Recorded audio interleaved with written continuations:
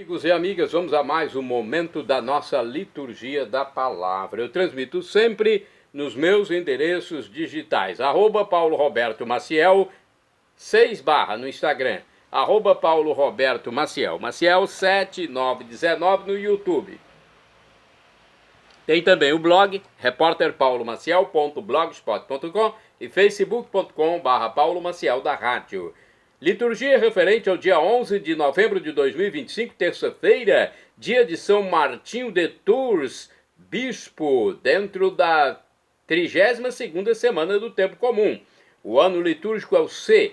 A cor dos paramentos litúrgicos é branca, portanto, o presidente da celebração tem que fazer a missa ou a celebração da palavra em memória de São Martinho de Tours. Memória obrigatória, hein? No rito temos o ofício da memória, inclusive. Ok? Então, prepare-se você que vai dirigir uma celebração. Primeira leitura do livro da Sabedoria, capítulo 2, versículo 23. Capítulo 3, versículo 9. Então vai de um capítulo ao outro essa leitura do livro da Sabedoria. Deus criou o homem para a imortalidade e o fez à imagem de sua própria natureza. Foi por inveja do diabo que a morte entrou no mundo. E experimentam-na os que a ele pertencem. A vida dos justos está nas mãos de Deus, e nenhum tormento os atingirá. Aos olhos dos insensatos parecem ter morrido, sua saída do mundo foi considerada uma desgraça, e sua partida do meio de nós uma destruição. Mas eles estão em paz. Aos olhos dos homens, parecem ter sido castigados, mas sua esperança é cheia de imortalidade.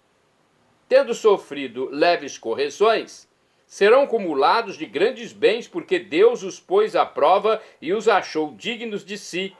Provou-os, como se prova o ouro no fogo, e aceitou-os, como ofertas de holocausto. No dia de seu julgamento, hão de brilhar, correndo como centelhas no meio da palha. Vão julgar as nações e dominar os povos, e o Senhor reinará sobre eles para sempre. Os que nele confiam compreenderão a verdade, e os que perseveram no amor ficarão junto dele, porque a graça e a misericórdia são para seus eleitos. Palavra do Senhor.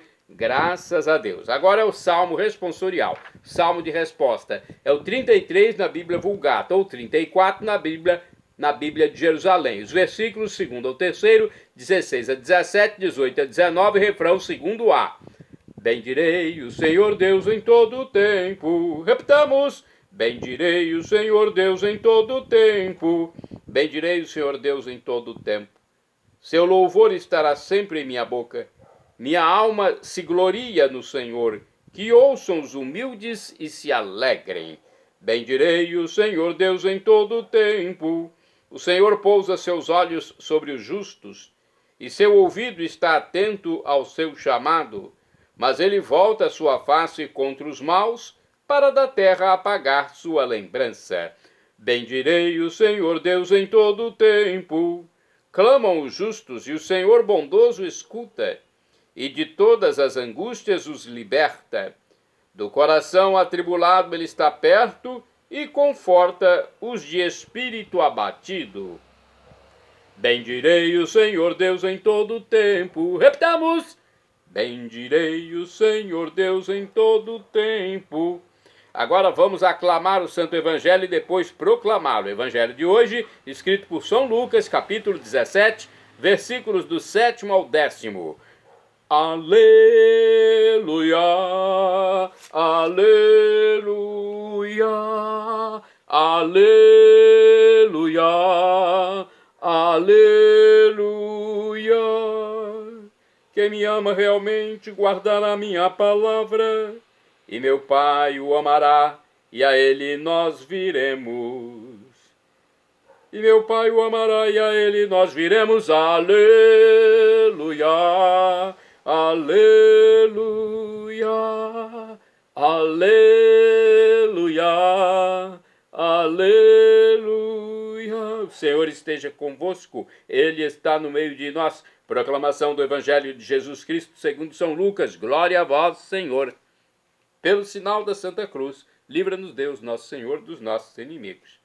Naquele tempo disse Jesus: se algum de vós tem um empregado que trabalha a terra ou cuida dos animais, por acaso vai dizer-lhe quando ele volta do campo: vem depressa para a mesa? Pelo contrário, não vai dizer ao empregado: prepara-me o jantar, cinge-te e serve-me, enquanto eu como e bebo. Depois disso, tu poderás comer e beber? Será que vai agradecer ao empregado porque fez o que lhe havia mandado? Assim também vós, quando tiverdes feito tudo o que vos mandaram, dizei: somos servos inúteis, fizemos o que devíamos fazer. Palavra da salvação, glória a vós, Senhor. Olha, é algo para a gente pensar, hein? Pensar na nossa pequenez, na nossa finitude. Grande bênção é aceitar Jesus e servi-lo, vivendo segundo os seus ensinamentos, pois a vida dos justos está nas mãos de Deus, e sua esperança é cheia de imortalidade. Palavras de conforto na passagem deste mundo para a eternidade. Segundo Santo Agostinho, ao recompensar nosso serviço, Deus não faz mais que coroar seus dons, pois sem ele nada podemos fazer. Bendigamos o Senhor por sua palavra, que nos ajuda a compreender a verdade do Evangelho e perseverar no amor. São palavras bonitas do livro Liturgia Diária. Agora temos o livro Palavra e Vida, com um comentário a respeito de Lucas 17, versículos do 7º ao 10º. Já não vos chamo servos, e sim amigos. Assim caminhamos, porque a verdade é que Jesus nos situou em outra perspectiva, a da graça. Não fomos nós que ganhamos o direito de sermos chamados amigos seus, nem ganhamos o direito de ser chamados filhos de Deus. Tudo isso é pura graça, puro amor de Deus. Não podemos apresentar nenhum título, nenhum mérito que nos dê direito de ser amigos ou filhos. É tempo de continuar trabalhando pelo reino, para que todos cheguem a conhecer essa maravilha da graça. Servos ou amigos, dá no mesmo. O importante é o reino de Deus. Vamos a mais uma explicação do livro Dia a Dia com o Evangelho, a respeito de Lucas 17, versículos do 7º ao 10º. Jesus convida seus discípulos a entregar-se inteiramente à missão, sem buscar regalias incompatíveis com a urgência da implantação do reino de Deus. Ele é modelo do servo fiel. O Filho do Homem não veio para ser servido, mas para servir. Está lá em Marcos, capítulo 10, versículo 45. Generoso e gratuito deve ser o serviço que prestamos ao reino de Jesus. São Paulo dizia aos líderes religiosos de Éfeso: eu servi ao Senhor com toda a humildade, com lágrimas e no meio de provações. Nunca deixei de ensinar o que pudesse ser útil para vocês. A recompensa virá, pois Deus está atento ao menor gesto de amor, mas não é tarefa nossa fazer um relatório de dívidas para o Senhor pagar. Com humildade e alegria, façamos o que nos compete, segundo os dons que de Deus recebemos. Vamos aos santos do dia. O principal é São Martinho de Tours, bispo de Tours, na França, eleito em 371. Nasceu na Hungria e deixou a carreira militar para ser religioso.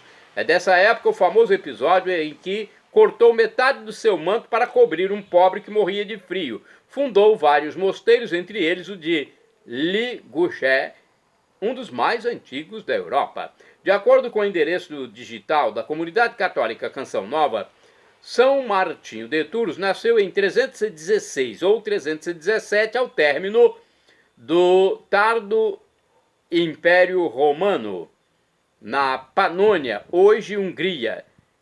Filho de um tribuno militar, viveu em Pavia, ou Pávia, na Itália, porque seu pai, um veterano do exército, havia recebido de presente um terreno naquela cidade. Seus pais eram pagãos, mas a criança era atraída pelo cristianismo. Com apenas 12 anos, queria ser asceta e retirar-se para o deserto, mas um edito imperial colocou-lhe a farda e a espada antes de seu sonho de orar em solidão.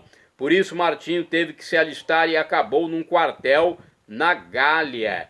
Como membro da Guarda Imperial, o jovem soldado era muito requisitado para as rondas noturnas. Numa delas, no inverno, deparou-se a cavalo com um mendigo seminu. Movido de compaixão, tirou seu manto, cortou-o em duas partes e deu a metade ao pobre. Na noite seguinte, Jesus apareceu-lhe em sonho, usando a metade do manto e dizendo aos anjos: "Este aqui é Martinho, o soldado romano não batizado. Ele me cobriu com seu manto." O sonho impressionou muito o jovem soldado, que na festa da Páscoa seguinte foi batizado. Recebeu o sacramento por volta dos 20 anos. Ainda por 20 anos continuou a servir no exército, dando testemunho da sua fé num ambiente tão distante dos seus sonhos de adolescente. Mas ele ainda tinha uma longa vida para ser vivida. Logo que pôde, ao ser dispensado, foi ter com Dom Hilário, bispo de Poitiers, firme opositor da heresia ariana. Esta oposição do purpurado custou-lhe o exílio, pois o imperador Constâncio II era um seguidor da doutrina de Ário. No entanto, Martinho tinha ido visitar sua família na Panônia. Ao saber da notícia, retirou-se para um mosteiro perto de Milão. Quando o bispo voltou do exílio, Martinho foi visitá-lo, obtendo dele a permissão para fundar um mosteiro perto de Tours, e por ele foi ordenado diácono e presbítero. Assim, vivendo uma vida austera em cabanas, o ex-soldado que havia dado seu manto a Jesus tornou-se pobre como desejava. Rezava e pregava a fé católica em terras francesas, onde ficou muito conhecido. 10 anos mais tarde, os cristãos de Tours, tendo ficado sem pastor, aclamaram-no seu bispo em 371. Martinho aceitou, mas com seu estilo próprio de vida. Não quis viver como príncipe da igreja para que as pessoas pobres, presos, enfermos, continuassem a encontrar abrigo sob seu manto. Viveu nas adjacências dos muros da cidade, no mosteiro de Marmoutier, o mais antigo da França. Dezenas de monges o seguiram, muitos deles pertenciam à casta nobre. Em 397, em Condate, atual Conde de Saint-Martin, o bispo de 80 anos partiu com missão de terminar com um cisma entre o clero local. Por seu carisma, pacificou os ânimos, mas antes de regressar para Tours, foi acometido de uma série de febres violentas. São Martinho de Tours faleceu deitado na terra nua, conforme seu desejo. Uma grande multidão participou do enterro. Santo do dia 11 de novembro, São Verão, bispo do século V, governou com sabedoria e santidade a diocese de Vence, na França, e apoiou a Carta de São Leão Magno contra o monofisismo. Santo do dia 11 de novembro, São Teodoro Estudita, abade, morreu em 826. Foi um abade do mosteiro de Estudion, Constantinopla. Nele se formaram sábios, santos e mártires, que morreram vítimas das perseguições dos iconoclastas, aqueles que eram contra as imagens. Santo do dia 11 de novembro, São Bartolomeu Abade, morreu em 1065. Foi discípulo de São Nilo de Rossano. Ajudou a fundar a abadia de Santa Maria de Grottaferrata, nas proximidades de Roma, e converteu esse mosteiro numa escola de ciências e artes. Santa do dia 11 de novembro, Santa Marina de Omura, virgem e mártir, morreu em 1634, foi terciária dominicana, presa e queimada viva em Nagasaki, Japão, por ser cristã. Beata, vamos falar de uma beata do dia 11 de novembro. É a bem-aventurada Vicenta Maria Virgem. Morreu em 1855. Juntamente com o beato Carlos Esteve, fundou o Instituto das Irmãs da Misericórdia de Verona, na Itália.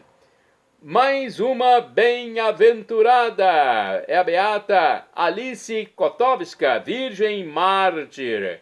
É bem-aventurada do dia 11 de novembro.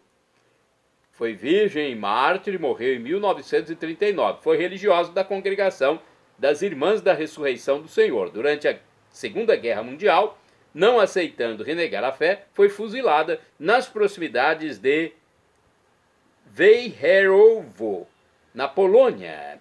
Bem-aventurado do dia 11 de novembro é o beato Vicente Eugênio Bossilkov. Foi um bispo e mártir, morreu em 1952. Por recusar-se a romper com o Papa, foi encarcerado, torturado e fuzilado pelo regime comunista bolchevista da Bulgária. Shalom Adonai é uma expressão hebraica que significa a paz de Deus, é o que eu desejo para todos vocês. El Shaddai, também do hebraico, significa Deus onipotente, Deus todo-poderoso. Ele proverá aquilo que você deseja, se for para o seu bem. O professor e escritor de mais de 100 livros da Igreja Católica, Felipe Rinaldo Queiroz de Aquino, em seu canal no YouTube, onde responde às nossas dúvidas, diz que Deus pode nos dar uma dessas 3 respostas quando pedimos algo. Sim, não ou espere. Qualquer das 3, vamos acatar, afinal de contas, Deus é onisciente, onipotente e onipresente. Até o não de Deus, acate, porque é a melhor coisa. E agora eu clamo Maranatá, do dialeto de Jesus, pronúncia católica com a tônica na última sílaba, ou Maranata, como dizem nossos irmãos separados das comunidades protestantes ou evangélicas. Não importa a pronúncia, o significado é o mesmo. Vinde, Senhor Jesus. Um dia ele voltará e será o juízo final. Teremos corpos transfigurados, transformados, algo inexprimível, indizível, inefável, grandioso, inexpressável. São Paulo já disse que o sofrimento de agora nem se compara com a glória futura que será revelada em nós quando Jesus voltar definitivamente na parousia. Para termos a vida eterna, termos o corpo glorificado, temos que ser batizados, nos arrepender dos nossos pecados para não morrer em pecado grave e acreditar em Jesus como Deus, no mistério da Santíssima Trindade, o Pai Criador, o Filho Redentor, Jesus Cristo, e o Espírito Santo Santificador.